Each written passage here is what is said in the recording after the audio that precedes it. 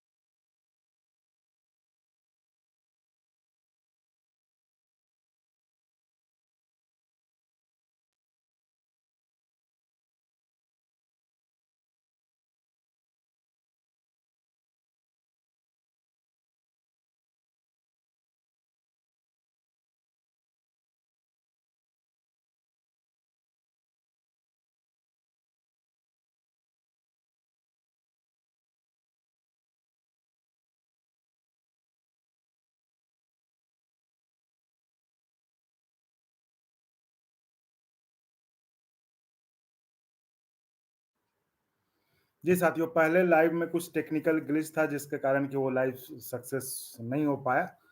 तो हमने ये दूसरा लाइव स्ट्रीम क्रिएट किया है। 2-3 चीज़ें हैं जो आपके काम की हैं, वो आज मैं अभी बात करूँगा, इस वीडियो में आपको बताऊँगा। एक तो पैरामिलिट्री के लिए बड़ी अच्छी खबर है जिसका हम चर्चा करना था, तो लिखना तो था, लेकिन ये एक अच्छी खबर है, खुशखबरी है। तो पैरामिलिट्री भाइयों के लिए होते, लेकिन आज जिस तरह से पूरा रेल परिवार सदमे में है, एक कर्मचारी की दर्दनाक मौत के बाद बरौनी जंक्शन पर जो हादसा हुआ, तो उसमें वो मतलब खुशखबरी जैसी कोई बात नहीं थी पैरामिलिट्री के लिए। हालाँकि वो खबर अच्छी है, तो वो खबर के बारे में आपको इशारा कर दूँगा, इसलिए तो थोड़ा तो लेकिन उसमें जो एक बात बरौनी के बारे में भी अपडेट कर दूँगा, जो दिन में आज हमने इंटरव्यू किया था शिव गोपाल मिश्रा जी के साथ, जो एआईआरएफ के जो जनरल सेक्रेटरी हैं शिव गोपाल मिश्रा जी, उनके अनुसार जो है रेलवे ने उनके जो भी मतलब जो फंड उनको मिलना होता है किसी ऐसे एक हादसे में एक रेल कर्मी के परिवार को, जो उनके आश्रित हैं, उनको जो मिलना था वो रेलवे ने जारी कर दिया। तो उसमें उसके उसके बाद जो है, जो उन्होंने आज दिन में कहा था कि वहाँ के जो लोग थे, जो उनके संगठन के लोग थे बरौनी में, उन्होंने वहाँ पे बात की थी और यहाँ पर इन्होंने भी बोर्ड में बात की थी। तो उसके बाद वहाँ के जो अधिकारी थे, उन्होंने कहा था कि इनको इनके जो परिजन हैं, जो इनके डिपेंडेंट हैं, उनको सरकारी नौकरी जो कंपेंसेटरी ग्राउंड होता है सीजी, उसके आधार पर जो है दे दी जाएगी 1 हफ्ते के भीतर। तो उसमें एक बड़ा अपडेट ये है कि उसके भाई के नाम की फाइल जो आगे बढ़ा दी गई है, तो वो भी लगता है जैसा वो सुबह कह रहे थे, दिन में कह रहे थे कि 1 हफ्ते के अंदर उनको आश्वासन मिला है रेलवे बोर्ड की तरफ से कि जो मृतक कर्मचारी हैं, उनके भाई की नौकरी और सीजी मतलब कंपेंसेटरी जो मुआवजा जो कहते हैं आप उसको, उस कंपेंसेटरी ग्राउंड पर वो उनका जो है नौकरी हो जाए। तो ये एक बहुत बड़ा अपडेट था उनकी तरफ से, शिव गोपाल जी की तरफ से। तो उन्होंने जानकारी दी थी, तो हमने सोचा आपसे वो शेयर कर दें। और जो जो पूरा जो फंड उनको मिला है, इसमें आज दिन भर देखा कई कई प्लेटफ़ॉर्म्स पर इसकी भी चर्चा खूब हुई कि आखिर वो जिस तरह से मतलब ऐसा हादसा हुआ था, ऐसे में किसी भी कर्मचारी को कितना मिलेगा तुरंत। तो देखिए, रेलवे की सेवा जो है बिल्कुल हार्डशिप जॉब्स में आती है। तो उसके अनुसार जो रेलवे ने आंकड़े मुहैया कराए, उसके हिसाब से 44,52,085 रुपए 2 दिन के अंदर उनकी माताजी के नाम से वो रेलवे ने जारी कर दिए हैं। यानी कि हादसे के दिन कल 9 तारीख और आज 10 तारीख, इन 2 दिनों में 44,52,085 हज रुपए जो है, ये उनके उनके परिवार को, यानी उनकी माँ ही थी, तो उनकी माँ को जो है ये जारी कर दिए गए हैं। इसमें से अगर आप डिटेल देखेंगे, तो मैं डिटेल सारा चीज़ तो मुझे लगता है बताना उचित नहीं है। लेकिन जो मुझे लगता है मैं आपको बता सकता हूँ, वो एलएसईजी जो है वो 25 लाख है, एक्स ग्रेसिया डब्ल्यूसी एक्ट है, वो रेलवे के वो लोग समझ रहे होंगे, वो 1,52,000 है, 8,875 है फिर अ, और उसके बाद जो है आपका सोनपुर मंडल कर्मचारी कल्याण कोष से 1 लाख है, तो कुल मिलाकर जो बाकी देखिए डिटेल मुझे नहीं लगता कि देना वो बहुत ज़रूरी है। तो पूरा कुल मिलाकर 44,52,085 रुपए। ये जो अमर कुमार थे, जो वहाँ पे पॉइंट्समैन थे, जिनकी मृत्यु जो है ड्यूटी के दौरान हो गई, उनके बारे में ये जानकारी थी। और उनके भाई की, उनकी जगह उनके भाई की नौकरी के लिए जो है वो फाइल उनकी प्रोसेस कर दी गई है, आगे बढ़ा दी गई है। तो इस बारे में जैसा कि अंगवानी पर दिन में बातचीत में एआरएफ के जनरल सेक्रेटरी शिव गोपाल मिश्रा जी ने इस बात की जानकारी दी थी कि उनकी बोर्ड से भी बात हुई है, और वहाँ पर जो बरौनी है वहाँ पे भी जो स्थानीय जो सोनपुर रेल मंडल और वहाँ पर जो अधिकारियों से बात हुई थी, वहाँ पर ये वहाँ पे आश्वासन मिला था कि जो है ये 1 हफ्ते के अंदर उनको नौकरी के लिए भी जो है मतलब काम आगे बढ़ जाएगा। तो यह देखिए, ये कंपनसेटरी ग्राउंड पर जो भी मिलता है, चाहे परिजन को नौकरी मिल जाए या आप कुछ भी पैसा दें, वो तो उसकी भरपाई नहीं कर सकता। लेकिन ठीक है, यही अब यही एक सहारा, अब तो ये एक रियलिटी है, उसको रियलिटी को तो एक्सेप्ट करना होगा। तो अब यही एक रियलिटी है, और यही एक सहारा है जो उस टूटे परिवार को, उस बिखरे परिवार को फिर से खड़े होने में मदद कर पाए। तो उनके परिवार के प्रति संवेदना व्यक्त करते हुए, उनके प्रति सहानुभूति व्यक्त करते हुए चर्चा को आगे बढ़ाता हूँ। तो भगवान उनको ताकत दे, उनके परिवार को, इस अपूर्णीय जो उनके परिवार के लिए क्षति, तो कहते हैं ना, दुनिया में आप कुछ भी दे दें उनको, वो पूरा नहीं हो सकता। तो इस तरह से रेलवे की नौकरी हो गई, पारामिलिट्री की नौकरी, ये सब ऐसी नौकरी है कि आपके जान को मतलब कभी भी कोई ठिकाना नहीं, कोई भरोसा नहीं है कब क्या हो जाए। तो ऐसे में इनको हार्डशिप जॉब्स की कैटेगरी में रखा गया है। इसको लेकर हम एक चर्चा भी करेंगे एक दिन, क्योंकि इस पे एक बड़ी महत्वपूर्ण जानकारी कि रेलवे के लिए कैसे जो है, रेल आप देखिए ना, ये किस तरह का मतलब कोई सोच नहीं सकता ना, लेकिन दुर्घटना हो गई, जान चली गई। तो इस तरह का काम होता है। आपको लगता है कि रेलवे ट्रेन में बैठे और ट्रेन लेके चले, लेकिन उनकी ज़िंदगी कितनी कठिन होती है, किस कठिन कंडीशंस में वो काम करते हैं, ये समझने की ज़रूरत है। ये सिर्फ आप बैठ के बोल देंगे तो नहीं ये है। तो पारामिलिट्री के लिए जो मैंने कहा था कि पारामिलिट्री भाइयों के लिए खुशखबरी है। अभी जो एक सुप्रीम कोर्ट का फैसला आया है, उसमें उनके पेच जो है, जो जिस ग्राउंड पर सुप्रीम कोर्ट ने फैसला दिया, उससे साफ लग रहा है कि पारामिलिट्री भाइयों का भी जो केस सुप्रीम कोर्ट में है, वो उनको जीत मिलने वाली है। उस पर मैं किन्हीं वकील साहब से कोशिश करूँगा जो मिल जाए, उनसे बात करके, क्योंकि मुझे लग रहा है जो जो मैंने आज तक 3-4 वकील साहब से बात करके आपके केस को मैंने जितना समझ पाया, मैं उस हिसाब से मुझे लगा कि ये जो अभी केस आया है अलीगढ़ मुस्लिम यूनिवर्सिटी का, आप समझ रहे होंगे कहाँ से कहाँ जोड़ रहे हैं, लेकिन उसमें एक ग्राउंड है जिसके आधार पर आपकी दावेदारी बड़ी मजबूत बनती है पारामिलिट्री के भाइयों के लिए।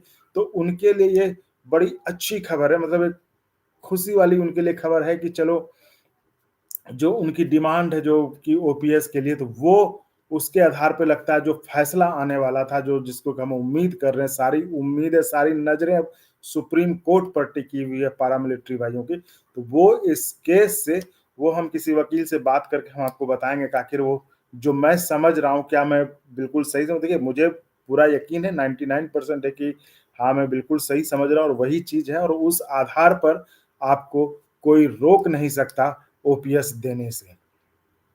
तो सुप्रीम कोर्ट का फैसला भी लगता है उसी लाइन पर आपके पक्ष में ही आएगा। लेकिन मैं चाहता हूँ, जो कि एक जिम्मेदार प्लेटफॉर्म होगा, तो कोई गलत चीज ना, कोई गलत जानकारी यहाँ से आपके पास ना जाए, इसी का पालन करते हुए मैं चाहता हूँ कि जो इस फील्ड के मास्टर हैं, इस फील्ड के, देखिए इस फील्ड का मास्टर मैं हूँ, लेकिन जो कोर्ट के फील्ड के मास्टर हैं वो वकील साहब हैं, एक लॉ एक्सपर्ट्स हैं, उनसे बात करके एक बार उसकी पुष्टि कर लूंगा, फुल वो वीडियो भी बनाऊंगा, जो कि अलीगढ़ मुस्लिम यूनिवर्सिटी का फैसला आया सुप्रीम कोर्ट का, उससे अगर हम इसके तार जोड़ें तो हम उस ग्राउंड को देख रहे हैं कि पारामिलिट्री फोर्सेस के को कोई जो है रोक नहीं सकता कि उनको ओपीएस वाला फैसला जो उनके पक्ष में आए।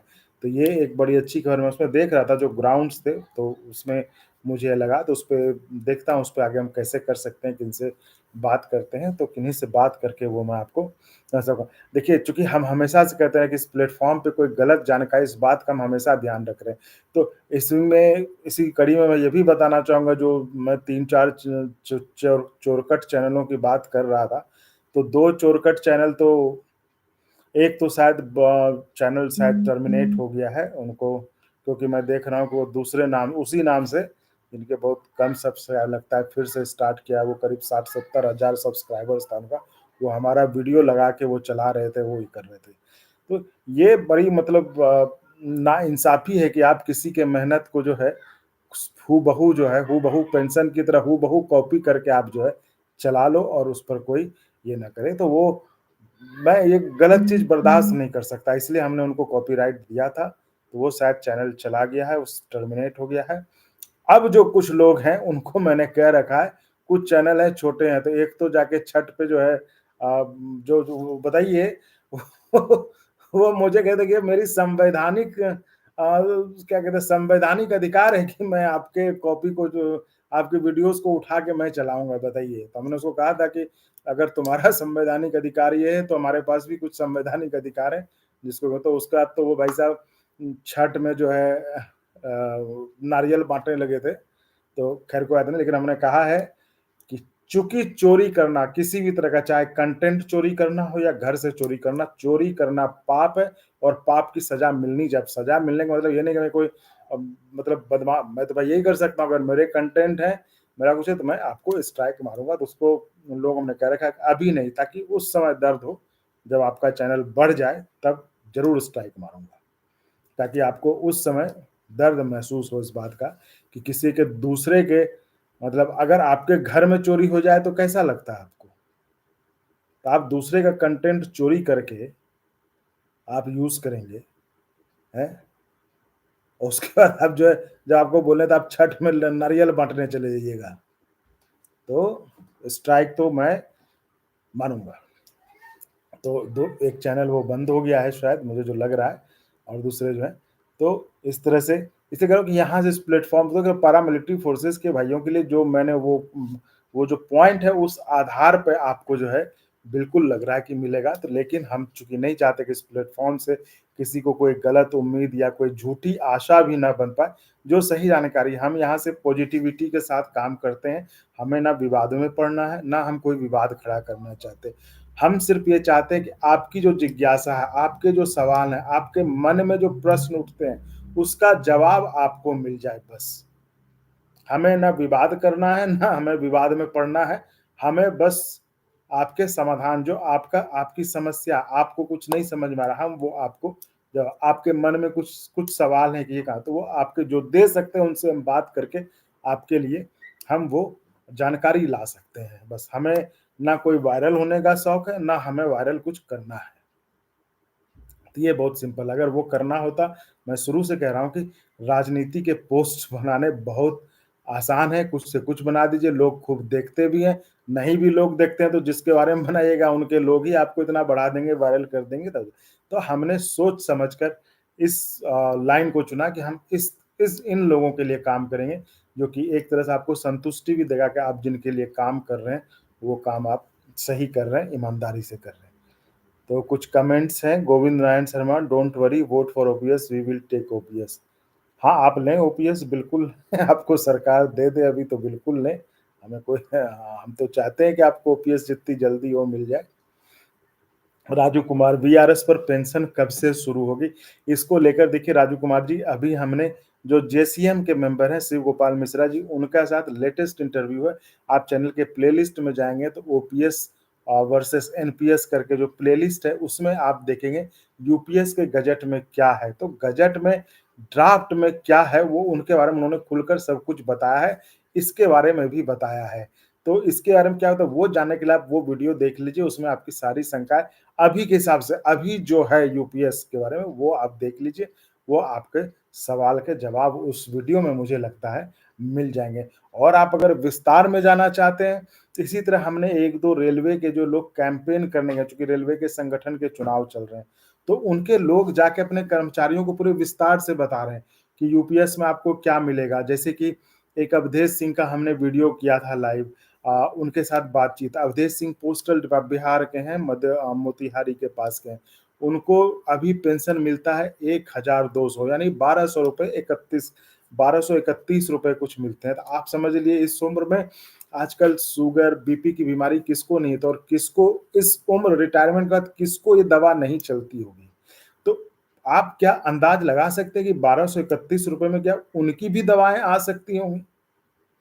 ऐसे पेंशन का क्या फ़ायदा है? उस पर जो है उस वीडियो को देखा था शिव गोपाल जी ने, उन्होंने कहा था कि अगर 20 साल से हम लड़ाई लड़ रहे थे, हम एनपीएस ही हमारे पास था, हमारे हाथ कुछ लग नहीं रहा था।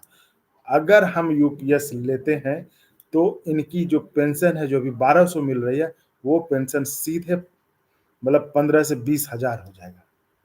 तो अगर हम यूपीएस नहीं लेते, जो उनका कहना था, देखिए क्या होगा नहीं होगा वो तो सबके सामने हो जाएगा। कोई गलत तो किसी के सामने रह नहीं पाएगा, वो तो सामने आ जाएगा। जैसे ही ड्राफ्ट आएगा उस पे हिसाब लगाएँगे लोग, सब क्लियर हो जाएगा। तो ऐसा नहीं है कि कई लोगों के लिए ये मतलब उनके लिए फ़ायदे का सौदा बहुत लोगों के लिए है, बहुत लोगों को नहीं है, तो ठीक है वो अपना ओपीएस लेंगे, जैसे लड़ाई अपना लड़ते रहेंगे। देखिए हमारा काम तो है कि हम आपको जो हो रहा है वो आपको बताएँगे, हम नहीं कहेंगे कि क्या आपको करना चाहिए, क्या नहीं करना चाहिए। हम जो हो रहा है वो बताएँगे, करना आपको है, फैसला आपको करना है, सोचना आपको है। तो उस लिहाज से बिल्कुल जो एक आम आदमी सोचेगा, मेरे भी मन में है कि अवधेश सिंह जी के लिए तो वो बेहतर है। नहीं तो ओपीएस कब देगी सरकार, कब होगा, तो कोई ठिकाना नहीं है। तो कम से कम ₹1231 से वो सीधे जंप कर जाएँगे 15,000 से 20,000। तो वो ये पॉइंट समझिए। मैं बार-बार कह रहा हूँ, देखिए मैं ना सरकारी कर्मचारी हूँ, ना मुझे पता है, लेकिन जो लोग कह रहे हैं, जो शिव गोपाल जी का दावा था इंटरव्यू में, वो है यहाँ पे इंटरव्यू है, अंगवानी के प्लेलिस्ट में आपको सारे इंटरव्यूज़ मिल जाएँगे। तो उस हिसाब से तो लगता है कि अवधेश जी के लिए काम का सौदा है वो। नहीं तो 1231 में तो अपने बीपी और शुगर की दवाई भी नहीं खरीद पाए वो। और उनको तो 1200 मिलता है, कई लोगों के तो आप लोगों ने भी देखे हैं, कई जगह अखबारों में भी छपा, कई जगह पढ़े कि किसी को 500, 400 इस तरह के पेंशन मिलते, तो उसमें वो क्या कर पाएँगे? उसी तरह एक एनआरएमयू की महिला नेत्री थी, वो बता रही थी कि अभी एनपीएस में मेरा जो पेंशन कुछ मिलेगा 1500, 2000 कुछ मिलेगा, लेकिन मैं यूपीएस लूँगी तो मेरा पेंशन जो है सीधे जाके 15 से 25,000 कुछ हो जाएगा। अब कोई भी आदमी झूठ क्यों बोलेगा? और झूठ भी बोलेगा तो झूठ कब तक रहेगा? जैसे ही गज़ट आएगा उसमें सारा कुछ निकल जाएगा तो वो सब साफ हो जाएगा, सबके सामने आ जाएगा। तो सुनने में तो बिल्कुल लग रहा है, खासकर जिनको अभी सैलरी नहीं थी, कम सर्विस पीरियड वाले, तो उनके लिए तो ठीक है वो। तो वही कह रहा हूँ कि तो इसका गज़ट आ जाने दीजिए, गज़ट में सब कुछ होगा, गज़ट में सब कुछ क्लियर होगा, और अब गज़ट आने ही वाला है, जैसा कि उन्होंने कहा था गज़ट जो है इस महीने शायद आ जाए। तो उसमें पता चलेगा कि आखिर यूपीएस में वास्तविक तौर पर क्या प्रावधान है, क्या प्रस्ताव है, क्या सरकार चाहती है वो सब करने के लिए। तो वीआरएस पर पेंशन कब से शुरू होगी, इसको लेकर भी उन्होंने जवाब दिया है, और उन्होंने कहा है कि ये वाला जो मसला है, इसको लेकर उन्होंने जो जो उनकी मुलाकात हुई थी, उनको भी जो है उन्होंने इस चीज़ को नोट करा है कि इस पर जो है सरकार को जो है इसको रीथिंक करने की, पुनर्विचार करने की ज़रूरत है। अगला कमेंट है प्रफुल्ल कुमार, सर 34,540 टीचर का केस है, सुप्रीम कोर्ट में ओपीएस के लिए थोड़ा अपडेट दीजिए। तो इसमें 34,540 का तो केस हो गया ना, इसमें तो सरकार ने आपसे माँगा था, 22 अक्टूबर लास्ट डेट था जिसमें कि आपको अपना ऑप्शन डालना था कि आप ओपीएस चाहते हैं या एनपीएस जाना, तो उसमें क्या बचा है? अब तो सरकार देखिए क्या करती है, उसमें जो बेन बड़ा पेंच था कि आपकी नियुक्ति तिथि और विज्ञापन रिक्ति और नियुक्ति का पेंच था। रिक्ति के लिए विज्ञापन निकला था 2003 में, यानी एनपीएस के लागू होने से पहले। आपकी नियुक्ति होते-होते जो है लंबा वक़्त चला गया, क्योंकि फिर आपको लंबी लड़ाई लड़नी पड़ी, सुप्रीम कोर्ट तक आप लड़े। तो लेकिन इस बार जो निकला था जो एचआरडी मानव संसाधन विकास शिक्षा विभाग की तरफ से जो नोटिफिकेशन निकला था, उसमें ये दोनों था, रिक्ति और नियुक्ति दोनों था। तो अब चूंकि लोगों के मन में तो देखिए मन है, बहुत तरह के सवाल उठ जाते हैं, तो कुछ लोगों के सवाल है कि माना किसको जाएगा। तब ये माना किसको जाएगा ये अब पता चलेगा, जो 22 तारीख अंतिम तारीख थी, जो इन 34,540 शिक्षकों से मांगा गया था कि आप अपने चॉइस दें, आप एनपीएस में ही रहना चाहते हैं या फिर ओपीएस में जाना चाहते हैं। तो जिन लोगों ने आवेदन किया उस पर क्या किनके एप्लीकेशंस एक्सेप्ट होते हैं और किनके रिजेक्ट होते हैं, उस आधार पर यह तय होगा कि आखिर सरकार ने क्या माना और सरकार किसे दे रही है, किसे मान रही है ओपीएस के हकदार में। ये उसमें देखना होगा। Prafull Kumar, hello sir, hello, hello ji, Prafull Kumar तो ठीक है, बता ही दिया। सर बीजेपी कभी ओपीएस नहीं देगी, विवेक सिंह राजपूत, सर बीजेपी कभी, देखिए मैं हमेशा से ये कहता हूँ बीजेपी कभी ओपीएस नहीं दी, ये कंफर्म है। देखिए कोई भी पार्टी, आप, मैं सिर्फ बीजेपी के बारे में नहीं कह रहा हूँ, मैं कह रहा हूँ कोई भी पार्टी या कोई भी आसानी से क्यों आपको दे देगा हाथ में। तो मुझे तो लगता है ये आंदोलन कमजोर करने के पीछे जो है, जो आपके मतलब बोलना वो थोड़ा ये होगा, लेकिन मुझे लगता है कि कहीं न कहीं अब एक तरफ लगाता है कि जो है वो उनके लोग हैं, दूसरे तरफ लगता है कि वो उनके लोग हैं। तो ये आंदोलन कर्मचारियों के लिए नहीं लड़ा जा रहा है। आप अगर इसको देखेंगे तो एक तरफ कहा जा रहा है कि भाई वो बीजेपी के हैं, दूसरे तरफ कहा जा रहा है कि वो विपक्षी पार्टियों के हैं, कांग्रेस, सपा। कर्मचारियों के कौन है ये नहीं मुझे पता चल रहा है।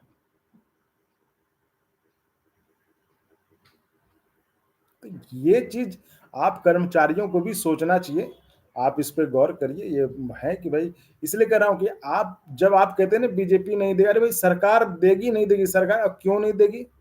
यानी कि आपके आपका डर नहीं है सरकार को, क्योंकि वो जानते हैं कि आप बटे हुए हैं इसी तरह पार्टी में, बीजेपी, कांग्रेस, सपा, आरजेडी सब में आप बटे हुए हैं।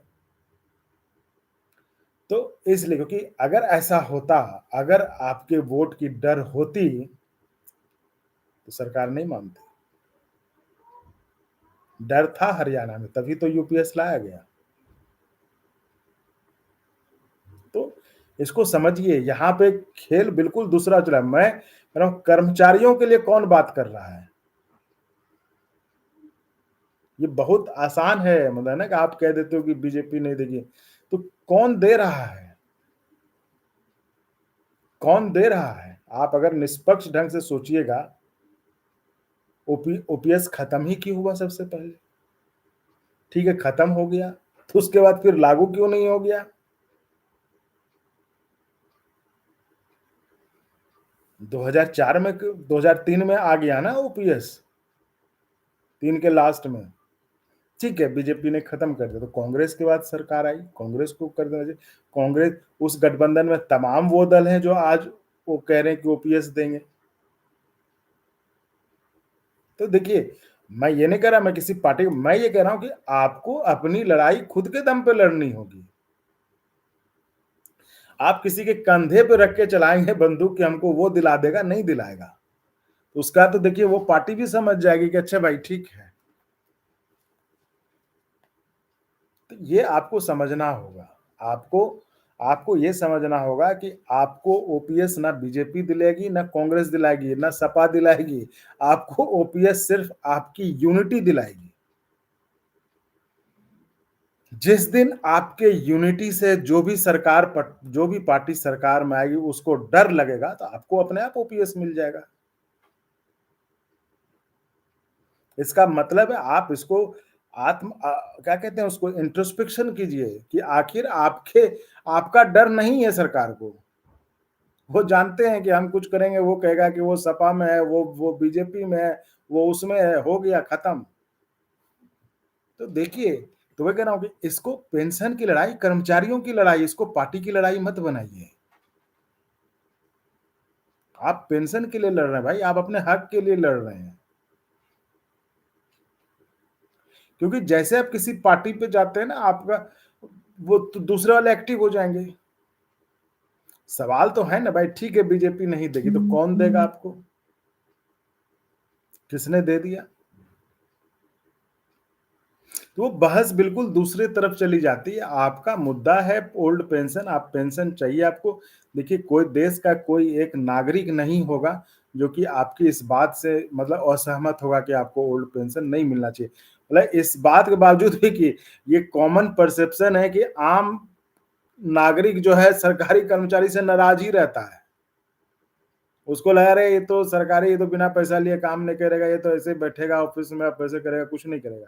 तो इतने खराब परसेप्शन के बाद भी देश का कोई भी आदमी ऐसा नहीं होगा जो इस बात के खिलाफ होगा कि आपको ओल्ड पेंशन नहीं मिले। वो भी कहेगा नहीं ठीक है, इनको ओल्ड पेंशन तो मिलना चाहिए, क्योंकि वो सामाजिक सुरक्षा है। जो आप कहते हैं ना कि बुढ़ापे की सहारा है, बुढ़ापे की लाठी है, वो ठीक है, उसमें कोई ऐतराज़ नहीं व्यक्त करेगा। आप लेकिन आपको ये चीज़ ध्यान देना पड़ेगा कि आपको पार्टी से नहीं पढ़ना पड़ेगा। क्योंकि जब आप इधर से उँगली उठाएँगे, वो कहते हैं ना बचपन में कि जब आप एक उँगली दिखाते हैं, तो आप ये 4 उँगली आपकी तरफ है। भाई आप कहेंगे बीजेपी है, तो वो कहेंगे आप कांग्रेस हैं, सपा हैं, आरजेडी हैं। हो गया अब लड़ाई, तो बीजेपी, कांग्रेस, सपा लड़ रही है ना, फिर तो हो गया पेंशन कर्मचारी खत्म। और ऐसा तो है नहीं कोई दूध का धुला हुआ है, सब जानते हैं।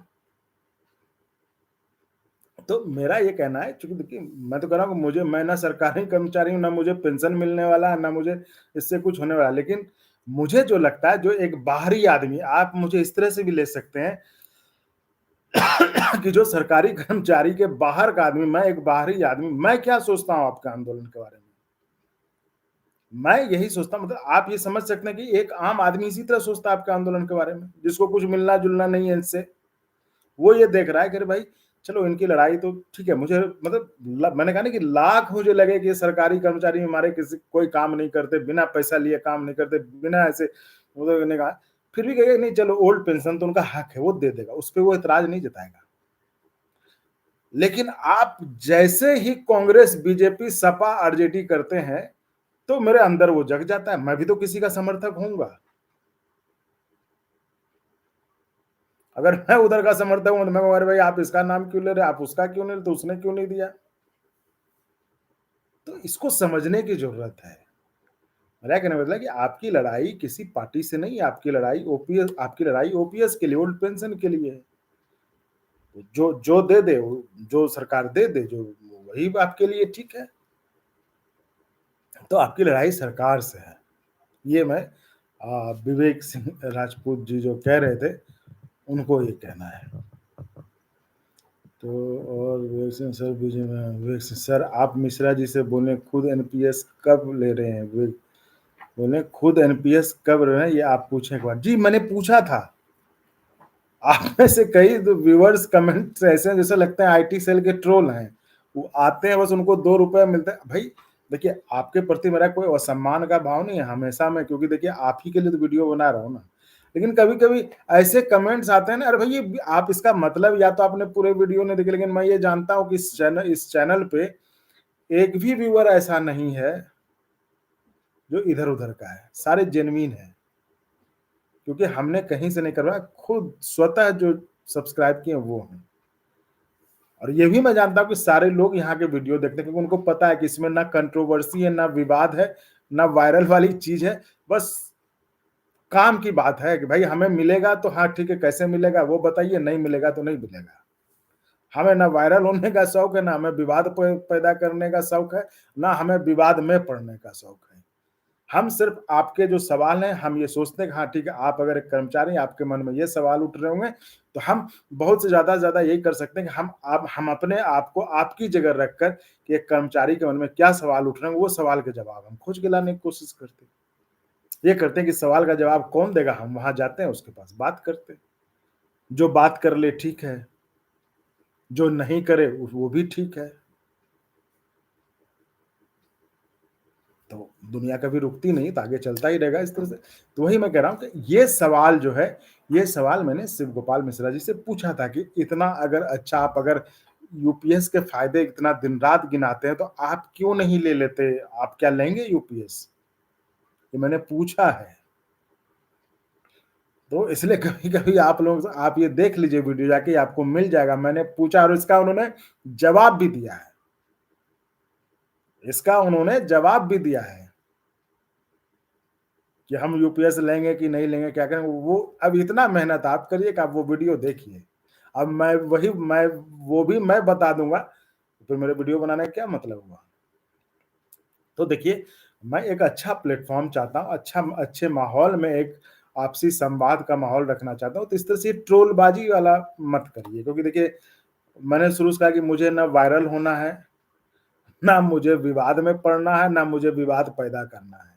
मुझे एक शांत, सौम्य और एक शिक्षित करने वाला एक प्लेटफॉर्म बनाना है, जिसमें हर एक आदमी से आप लाइब्रेरी में जाते हैं ना, क्या आप लाइब्रेरी में गए शांति से जो आपकी ज़रूरत है वो किताब निकाले, आप पढ़े, ज्ञान लिए और वहाँ से निकल लिए। बिना हल्ला-गुल्ला के, बिना शोरगुल के। अगर ये मैंने बहुत सोच समझ के, बहुत प्रेम से इस प्लेटफ़ॉर्म को बना रहा हूँ, इसके लिए मुझे संघर्ष भी करना पड़ रहा है, लेकिन कर रहा हूँ क्योंकि मुझे लगता है मुझे अच्छा लग रहा है। बार-बार कहता हूँ कि अगर वीडियो यूट्यूब से पैसा कमाना होता, तो कुछ और वीडियो बना लेता और बना सकता हूँ मैं, जितने आजकल पॉलिटिकल कमेंटेटर्स हैं, कोई ऐसा चैनल नहीं जहाँ मैंने काम नहीं किया और सबकी राजनीतिक बुद्धि जानता हूँ मैं। सबकी, चाहे जिसको भी आप देखते हो, सब कोई। और जब मैं ओपिनियन दूँगा, जब मैं कमेंट्री करूँगा तो सब कहाँ पड़ेंगे पता नहीं रहेगा। लेकिन सबसे चूँकि मैं हमेशा अपने मन का मालिक रहा हूँ, जो मुझे अच्छा लगेगा वो मैं करूँगा। इसलिए कह रहा हूँ कि इसमें मुझे संघर्ष करना पड़ता है, तो मैं फिर भी मैं कर रहा हूँ, मुझे आत्मसंतुष्टि मिलती है कि मैं एक ऐसा काम कर रहा हूँ कि जो देश के तकरीबन 1 करोड़ लोग जो हैं, उनके काम की चीज़ है। उनकी जिज्ञासा शांत हो रही, उनकी इच्छा सवाल उनके मन में कुछ सवाल है, वो सवाल के जवाब मैं खोज कर लाकर उनकी ज़िंदगी थोड़ा आसान बनाने की कोशिश कर। बिना किसी शोरगुल के, बिना किसी विवाद के, बिना किसी वायरल हुए। तो इसलिए मैं बार-बार आपसे जो कहता हूँ ना तो उसको उसका तो समझिए मैं ये चाहता हूँ कि ये प्लेटफ़ॉर्म बढ़े ऐसी ऐसे और प्लेटफ़ॉर्म हों। क्योंकि आजकल के ज़माने में क्या है ना कि बस व्यूज़ और सब्सक्राइब के चक्कर में कुछ से कुछ बना दिए, कुछ से कुछ जानकारी दे दिए। तो सही जानकारी नहीं मिल पाती लोगों को। आप भले देखिए आदमी यूट्यूब देखते रहता है, लेकिन बाद में अगर आप उससे कोई बात वो कहेगा कि अरे यार तो सब ऐसे ही वीडियो बना देता है। तो इन सब के बीच अगर आप एक ऐसा प्लेटफ़ॉर्म डेवलप करते हैं जिस पर कि शांति से बिना किसी विवाद के जो है ना मतलब जो मैंने आपको सही बताया कि एक लाइब्रेरी की तरह आप समझिए कि आप वहाँ गए, जो जानकारी चाहिए आपने वो पुस्तक निकाली, शांति से आपने अपनी जानकारी निकाली और आप चले गए। तो यो प्लेटफ़ॉर्म बना था तो ये सोच है मेरी। इसलिए कहता हूँ कि ट्रोल वाले सवाल ना करें। बाकी मेरी निष्ठा एकदम अडिग है, मैं कभी इधर-उधर होने वाला नहीं हूँ। ना इस नेता, उस नेता ने अगर वो करना होता तो मैं बहुत कुछ और कर रहे होते। मैं कह रहा हूँ इतना भी ये नहीं है। इसलिए उस चीज़ को लेकर आप निश्चिंत रहें। बस वही मैं कहता हूँ कि मैं चाहता हूँ कि इस प्लेटफ़ॉर्म पे इतना आप लोगों की तरफ से थोड़ा सपोर्ट मिल जाए ना तो इसको मैं और फैला दूँ, ताकि यहाँ के सिवा आपको कहीं और देखने की ज़रूरत ही ना पड़े। बस आपके सपोर्ट की ज़रूरत है थोड़ा-सा, वो भी शुरुआत में बाकी सब कुछ ठीक हो जाएगा फिर तो ज़रूरत नहीं पड़ेगी। इसके लिए मैं आपसे बार-बार कहता हूँ कि आप चैनल को जॉइन करिए, जितना हो सके, जितना आपका मन करे, जितना आपका इच्छा हो अंदर से, वो चैनल को जॉइन करके आप करें। बाकी ईमानदारी से काम हम आपके लिए करेंगे, हम आपको बताएँगे कि क्या आपकी दुविधा है, क्या आपकी समस्या और उसका बेस्ट पॉसिबल सॉल्यूशन क्या हो सकता है, वो हम बताएँगे। अब देखिए कुछ लोग जो है मैसेज रिट्रैक्ट कर रहे हैं वो यानी कि रिट्रैक्ट कर रहे हैं मतलब मैसेज डिलीट कर रहे हैं जो उन्होंने लिखा था। खैर कोई बात नहीं ठीक है, हमें देखो हमें इन सब की आदत भी होती है, लोग देखिए तरह-तरह से कमेंट करते हैं, तो उससे कमेंट से हम घबराते भी नहीं हैं। लेकिन हाँ, एक उम्मीद होती है तो हम देखिए दिल से बात करते हैं आपसे इसलिए हमने कहा कि जब हम ईमानदार हैं अपनी कोशिश में, जब हम आपके लिए ईमानदारी से कोई भी चीज़ सोचकर आपके लिए वीडियो बनाते हैं, ये सोच के कि आपको अब क्या चाहिए, अब इस मोड़ पर आपको कौन-सी जानकारी चाहिए। तो उस तरह से हम वीडियो बनाते हैं, तो उस पर इस तरह के कमेंट ठीक नहीं लगते हैं। वो भी जबकि वो सवाल मैंने किए हों, तब आप इस तरह के कमेंट करें तो अच्छा नहीं लगता। वो सवाल हमने किए थे, मैं फिर बता दे रहा हूँ। मैंने शिव गोपाल जी से पूछा था कि क्या आप अगर दिन-रात आप इतना यूपीएस करते हैं, यूपीएस के फ़ायदे गिनाते, तो क्या आप यूपीएस लेंगे? तो उनका जवाब भी उन्होंने दिया है। मुझे देखो एक चीज़ तो लगती है ना भाई, वो आदमी जवाब तो देते हैं। वो आदमी जवाब तो देता है। वो जानते हैं कि वहाँ करेंगे, वहाँ लोग हैं, ऐसे वो कमेंट करेंगे, फिर भी वो आदमी जवाब देता है। नहीं तो कौन है भाई कहता है, "अरे छोड़ो ठीक है, रहने दो।" बहुत लोगों के पास समय नहीं मिलता, इतने बिज़ी रहते हैं। लेकिन उस आदमी के पास कम से कम वो चाहे कुछ भी देखते, काम तो लगा रहता है, कभी भी आप जाएंगे खाली नहीं बैठे रहते। लेकिन जवाब देते हैं आप जो पूछते हैं जवाब देते हैं। और जवाब मैं किसके लिए लेता हूँ, मैं उस जवाब का क्या करूंगा? आप बताइए। मैं उनके पास अगर जाता हूँ कि ओपीएस में क्या होगा, यूपीएस में क्या होगा, किसके लिए पूछता हूँ? मैं सरकारी नौकरी में हूं नहीं, मेरा कोई नहीं है, तो उसको क्या है? आप ही के लिए तो पूछता हूँ। फिर ऐसे कमेंट क्यों करते हैं आप? मैं इसलिए समझाया, मैं देखो बुरा नहीं मानता, क्योंकि लोग तो तरह-तरह कमेंट करते हैं। लेकिन ठीक है ना, जहाँ अगर हम अपनी स्थिति स्पष्ट करें तो उन भाई को भी तो समझ में आएगा ना जो ये कमेंट कर रहे हैं। किसी के कहने पे कर रहे हो या किसी भी लोभ लालच में जिसमें भी कर रहे हैं, तो उनको समझ में आ जाएगा। अगर मैं अपना काम ईमानदारी से कर रहा हूँ और ईमानदारी आपके प्रति है, मैं शुरू से कहता रहा हूँ कि मेरे लिए नेता महत्वपूर्ण नहीं है, मेरे लिए जो देश के कर्मचारी हैं वो महत्वपूर्ण है, क्योंकि उनके लिए मैं वीडियो बना रहा हूँ ना, नेता के लिए तो नहीं बना रहा हूँ ना मैं देश के कर्मचारियों के लिए वीडियो बना रहा हूँ। तो उनसे अगर मैं ईमानदारी नहीं रखूंगा तो फिर कैसे चल पाऊंगा? तो इसलिए मैं कहता हूँ कि जो लोग इस तरह के कमेंट करते हैं, चाहे वो आईटी सेल के हों, चाहे ठीक है, वो आप करिए, लेकिन मुझे अच्छा लगा कि अब बहुत देख रहा हूँ कमेंट में जो रिट्रैक्ट होते जा रहे हैं, यानी जो लोगों ने कमेंट किया उसको हटा रहे हैं, डिलीट कर रहे हैं। तो बस दिक्कत क्या है, सब अपने ही लोग तो हैं, ठीक है, मैंने उनको अपनी बात बताई कि आप जो ऐसे कमेंट करते हैं क्यों कर रहे हैं, जब मैं आपके लिए काम कर रहा हूँ, जब मैं आपके लिए वीडियो बना रहा हूँ, जब मेरी ईमानदारी, निष्ठा सब कुछ ओके है, तो फिर क्यों ऐसे कमेंट क्यों? सिर्फ और सिर्फ सरकारी एम्प्लॉय को ठग रहे हैं, उनका सारा पैसा लेकर यूपीएस दे रहे हैं। तो भाई बिल्कुल सही है, तो आप अपने वोट की ताकत से कुछ कर लीजिए, बदल दीजिए। आपके पास तो वोट का ताकत है ना। मैंने तो यही कहा ना कि देखिए, आप ज जब सरकार, चाहे किसी कोई भी पार्टी हो सरकार में, सरकार का स्वरूप अलग होता है। आप देखते होंगे जब पार्टी विपक्ष में रहती है तो आपकी तरफ से बात करती है, जैसे वो सत्ता में जाती है आपसे मिलना मुश्किल हो जाता है। हम पत्रकारिता में रहे हैं और रिपोर्टिंग भी खूब किए हैं। हमने वो दिन भी देखा है कि जब लोग विपक्ष में रहते थे तो खूब बगल में, और जहां सत्ता में गए कि आपसे संपर्क कट गया। तो सत्ता का स्वरूप अलग होता है, इस चीज को समझिए आप।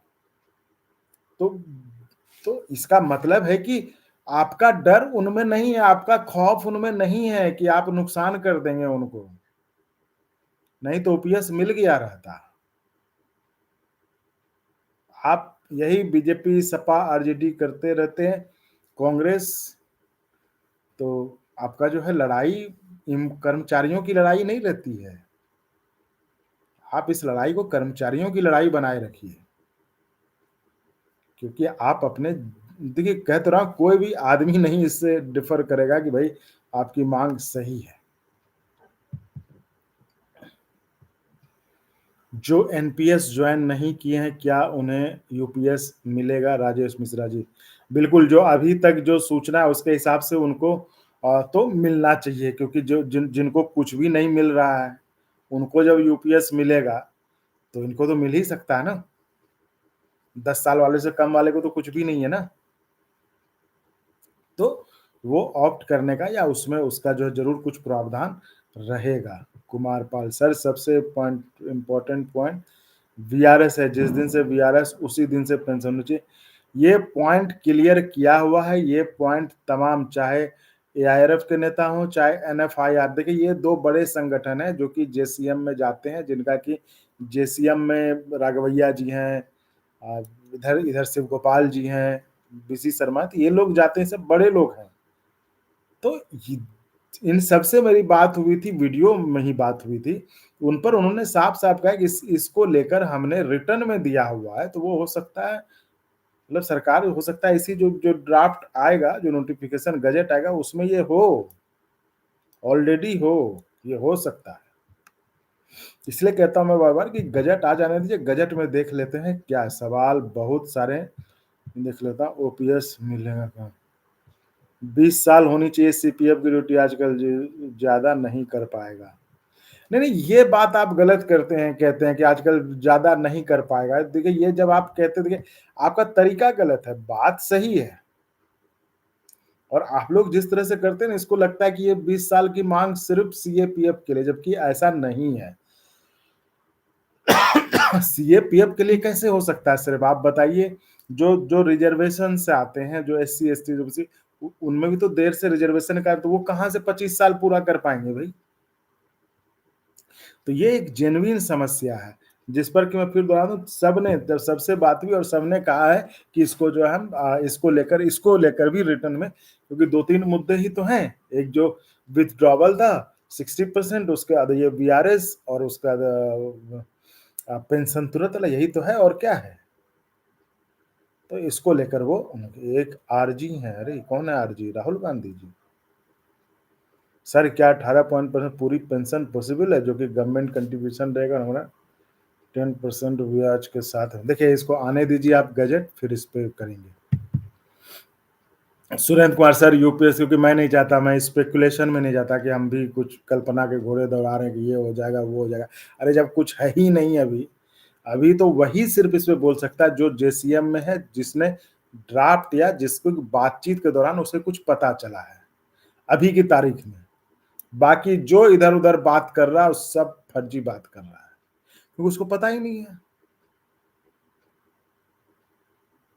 अब मैं लोगों से बात करता, बहुत चीजें पता होती है, लेकिन मैं उस चीज को जब तक वो ऑफिशियल में कैसे उसको बता दूं। इसलिए मैं आप लोगों को बार कहता हूं कि ये जब हो जाए गजट में, तब आप उसको मिलाइए, तब आप उस पर अपना देखिए आपका कितना बनेगा। ओपीएस का है कल्पना शर्मा, ओपीएस पैरामिलिट्री ऑफिसर जी। मैंने आपको बताया ना कि पैरामिलिट्री भाइयों के लिए बड़ी अच्छी खबर है कि एक पॉइंट मुझे जो नजर आया, जिसके आधार पर जो सारी नजरें अब आपकी सुप्रीम कोर्ट पर टिकी, वो फैसला आपके पक्ष में मुझे लगता है आएगा ही आएगा, क्योंकि जिस आधार पर अलीगढ़ मुस्लिम यूनिवर्सिटी का फैसला आया है, वही आधार आपके केस में बनता है। और वो आधार क्या है, कैसे, वो हम थोड़ा सा एक वकील साहब जो कि इस मामलों के जानकार हों, उनसे हम बात करके वो आपके लिए हम वीडियो बनाएंगे, तो वो आप देखिए। क्योंकि देखिए, मैं कह रहा हूँ, मैं हमेशा से चाहता हूँ कि मामलों में बिल्कुल क्रेडिबिलिटी रहे। अब देखिए, इस हाँ क्रेडिबिलिटी से एक बात है कि कई चोरकट चैनल्स जो हैं, उन्होंने पंजाब में ओपीएस चालू हो गया, ये वीडियो बना दिया, किसी एक चैनल ने चलाया पुराना। क्या है कि चुनाव के समय जो है, ये वीडियो पंजाब के सीएम के वीडियो वायरल कर दिए जाते हैं कि ओपीएस चालू हो गया, ओपीएस चालू हो गया। अब चोरकट चैनल का दिमाग तो लगाया ना, वो चोरकटवा उसको निकाल लिया, वो भी डाल दिया। लेकिन पंजाब में ओपीएस चालू नहीं हुआ। हमने आज बात करी वहां के एक नेता से, उनका वीडियो रिकॉर्ड किया है, वो इंटरव्यू कर देंगे तो आप सुनिएगा वो कब का है।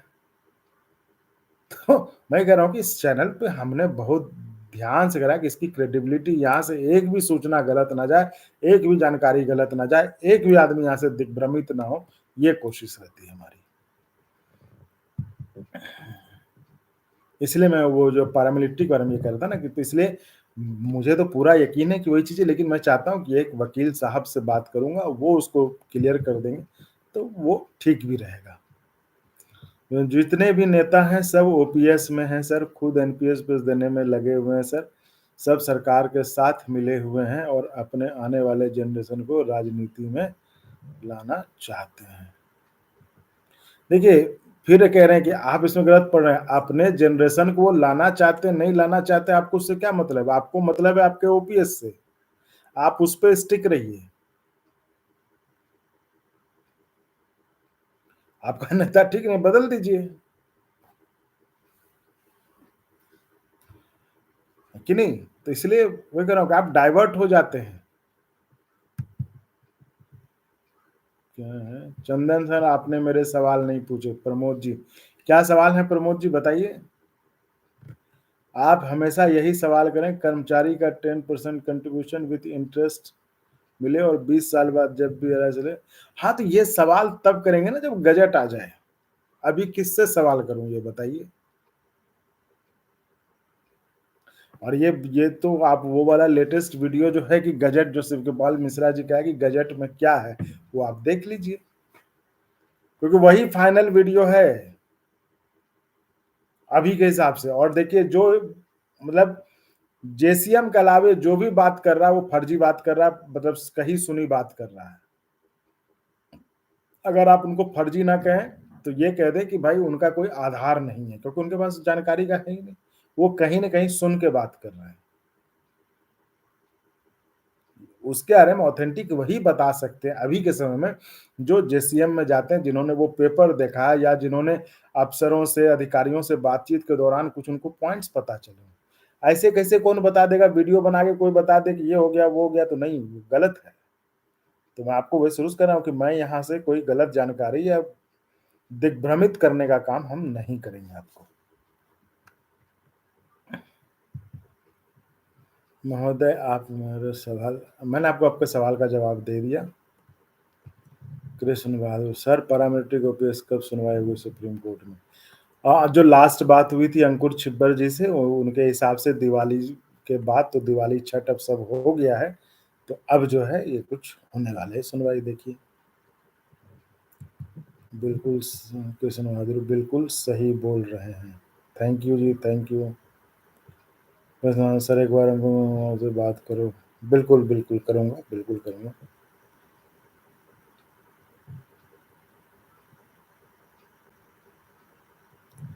सर क्या आपको लगता है ओपीएस पॉसिबल, क्यों नहीं पॉसिबल है? दुनिया में कौन सी चीज, और सरकार के लिए क्या पॉसिबल नहीं है? और क्या ओपीएस देंगे तो किसी दूसरे देश के कर्मचारियों को तो नहीं देंगे ना, अपने ही कर्मचारी को देंगे ना, तो क्यों नहीं दे सकते? ऐसा तो है नहीं कि पाकिस्तान के कर्मचारी को देंगे ओपीएस, जो ओपीएस नहीं दे रहे हैं। भाई ओपीएस देंगे तो अपने ही देश के कर्मचारी हैं, वो वोटर भी हैं, वो वोट भी देंगे आपको, देंगे तो संभव क्यों नहीं है? बिल्कुल संभव है। मैं यही कह रहा हूं कि संभव बिल्कुल, इसमें सिर्फ जो पेच जो समझ लीजिए कोई क्यों नहीं कर रहा, लेकिन इसको करने में क्या दिक्कत, आखिर चल तो रहा था, ओपीएस मिल तो रहा था ना 2003 तक, 2003 तक मिल रहा था ओपीएस। और जब अभी तो भाई ट्रिलियन इकोनॉमी और क्या क्या होने वाला, तो उसमें क्यों नहीं दे सकते हैं? तो ठीक है, जो जो दिक्कत है वो मुझे तो ये लगता है कि इसमें सरकार को साफ साफ जो है बताना चाहिए जो भी दिक्कत है। दिक्कत कैसे, आप साफ साफ बताइए, अगर दिक्कत है भी कुछ तो वो साथ लोगों के साथ शेयर कर दीजिए। कर्मचारी तो ऐसे हैं नहीं कि नहीं मानेंगे।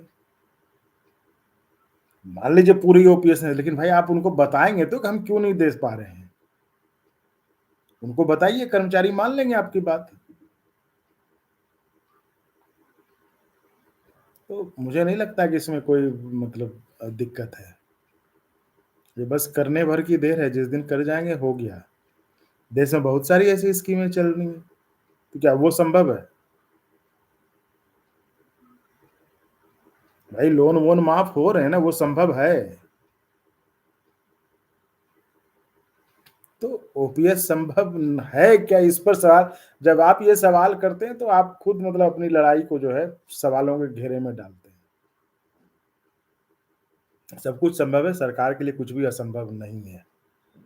और नेता के लिहाज से भी देखें तो नेता भी क्या चाहेगा, भाई दे दो, क्या जाता है, उनके घर से क्या जा रहा है? लेकिन अगर वो देश के इकोनॉमी को भी लेकर चिंतित है तो सरकार को बता देना चाहिए कि ये समस्या, ये हम नहीं कर सकते, यहाँ तक है, जो हम कर सकते हैं आपके लिए वो हम कर दिए, कर्मचारी उसको एक्सेप्ट कर लेंगे। अगर सरकार ईमानदारी से अपनी बातें रखे कि भाई ये समस्या है जिसके कारण कि हम आपको एकदम एग्जैक्ट जो है वो वाले पेंशन हम नहीं दे सकते, अगर वो कन्विंसिंग लगे, क्योंकि देखिए अगर बात सच होगी तो लोग समझ जाएंगे, लोग तभी नहीं समझेंगे जब बात में कुछ पेच होगा। तो अगर बात सच होगी तो सरकार अपनी बात रखेगी लोगों के सामने, तो लोग मान जाएंगे कि हाँ भाई देश की ऐसी हालत है या अगर ऐसी कुछ समस्या है तो ठीक है। कब कब देश के लोगों ने, देश पर जब भी कोई समस्या है, चाहे आर्थिक हो या कुछ हो, क्या देश आगे बढ़कर नहीं आया है?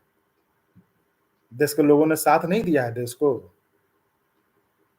चाहे जब लड़ाई हो चीन के खिलाफ, तब तब क्या तब भी देश के लोगों ने अपने घर से गहने जेवर दिए थे कि नहीं दिए थे? तो ऐसी तो ये बात नहीं है कि देश मतलब संभव है कि नहीं, सब कुछ संभव है, सरकार चाहे तो कर सकती है। अब देखना है कि कौन सी सरकार करती है। मैं पार्टी में नहीं पढ़ रहा हूँ, मैं बोल रहा हूँ सरकार कौन सी करती है, क्योंकि सरकार का स्वरूप अलग हो जाता है। पार्टी जब तक विपक्ष में रहे तभी तक ठीक है, सत्ता में आते ही पार्टी नहीं रहती, वो सरकार हो जाती है। तो इस भेद को समझिए, और जो आपकी लड़ाई है उसको कर्मचारियों की लड़ाई रहने दीजिए,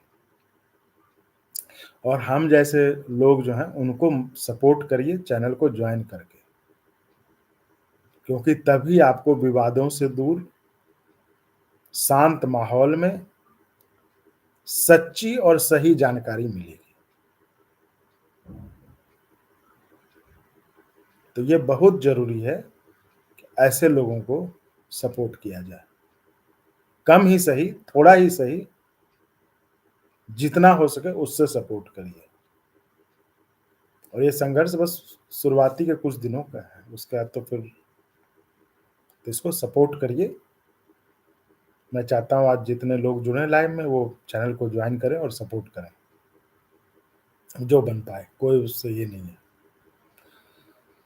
आप पैरामिलिट्री जवानों की आवाज उठा रहे हैं, कृष्णा, आप पैरामिलिट्री जवान, आपका बहुत बहुत धन्यवाद। देखिए कृष्ण बहादुर जी, इस पर भी कहूंगा, मैं कोई आवाज नहीं उठा रहा हूँ, आवाज तो आप उठा रहे हैं। ये यही गलती करते हैं लोग, वो भगवान समझ रहे थे हम, अरे हम क्यों आवाज उठा रहे हैं भाई, हम तो आवाज आप उठा रहे हैं, हम उस आवाज को दिखा रहे हैं कि भाई ये आवाज उठ रही है, सुन लो भैया। तो वो मुगालता मुझे भी नहीं है कि मैं किसी की आवाज उठा रहा, चाहे कोई कर्मचारी हो, कर्मचारी खुद आवाज उठा रहे हैं, मैं वो आवाज को, वो कहते हैं ना कि थोड़ा सा लाउड स्पीकर वाला तार जोड़ दिया तो वो आवाज बढ़ गया, आवाज आप खुद उठा रहे हैं। तो इसलिए मैं कोई गलत फहमी में नहीं रहता, ना कोई इसमें। और इस तरह की जब बातें करते हैं ना आप, तो जो आपके लिए जो इस तरह करते हैं उनका भी मन खराब होता है, दिमाग खराब होता है कि आवाज उठा रहे हैं। अरे तुम खुद के लिए आवाज नहीं उठा पा रहे हो, दूसरों के लिए। तो इसलिए मैं कहता हूं कि मैं आवाज नहीं उठा रहा, आप आवाज उठा रहे हैं, आपकी आवाज जो उठ रही है वो मैं दिखा रहा हूं, है ना। वीडियो का तार देखते हैं ना, आप कहीं आवाज उठा रहे हैं, उस वीडियो का तार हम है, हम वो तार जोड़ दिए और हम आपको दिखा रहे हैं। कभी मुझे देखा है कि मैंने खूब नारेबाजी करते हुए आपके लिए, वो नहीं, वो मेरा काम नहीं है। मेरा काम है, आप आवाज उठा रहे हैं, जितनी मजबूती के साथ आप बोल रहे हैं, आपकी आवाज को मुझे दिखा देना है, ताकि वो आवाज उन कानों तक पहुंच जाए, उन दिमागों तक पहुंच जाए जो इस पर नियम बनाते हैं, जो फैसला लेते हैं, जो जो नियम कानून बनाने वाले लोग, नीति नियमता है। इतना सा मेरा काम है। तो मैं अपने रोल को लेकर भी कंफ्यूज नहीं हूं। तो मुझे लगता है आज भावनाओं में ज्यादा बह गए, 10:48 हो गए, लाइव कुछ ज्यादा ही चल गया आज। तो इजाजत है।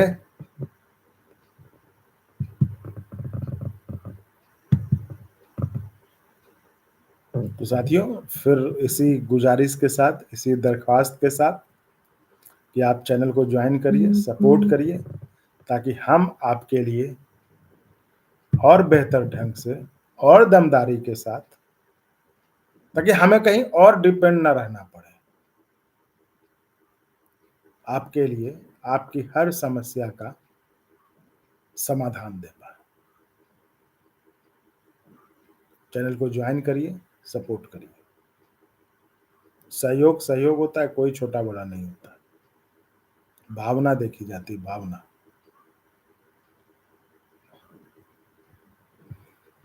तो लगता है इसको लाइव को अब खत्म करें, क्योंकि 1 घंटा होने वाला है, आज चर्चा भी मतलब ज्यादा हो गई।